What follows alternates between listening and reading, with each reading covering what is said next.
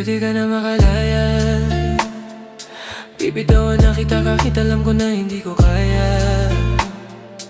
Kaysa pabayaan kong isa't isa at hindi na daya.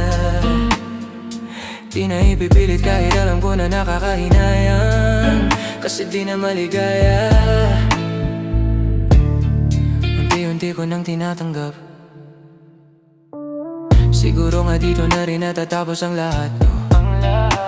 Ayoko na rin pilitin ka na makisama pa sa'kin. Nakakawalang gana, di mo babayaan ako tuban. Di ba tamang hinala ka? Sino sa atin may mali kung ako? Sige, pero sana tanggapin mo pareho na lang tayong dalawa nakasakit. Tapos parang gusto mo lang sa'kin i-di-end. Ito ang epekto nito, nagka-depekto na tayo. Mahirap palang tanggapin. Di makukumpleto ang kwentong perpekto kung walang din. Pwede ka na makalaya. Bibitawan na kita kahit alam ko na hindi ko kaya. Kaysa pabayaan kong isa't isa at hindi na daya. Di na ipipilit kahit alam ko na nakakahinayang, kasi di na maligaya. Pwede ka na makalaya.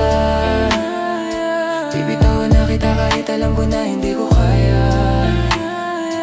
Kaysa pabayaan kong isa't isa at hindi na daya. Di na ipipilit kahit alam ko na nakakahinayang, kasi di na maligaya.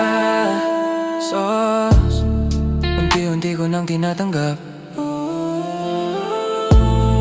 Na gano'n lang nawasak ang lahat. Di ko na pangatawanan na hindi kita iiwan.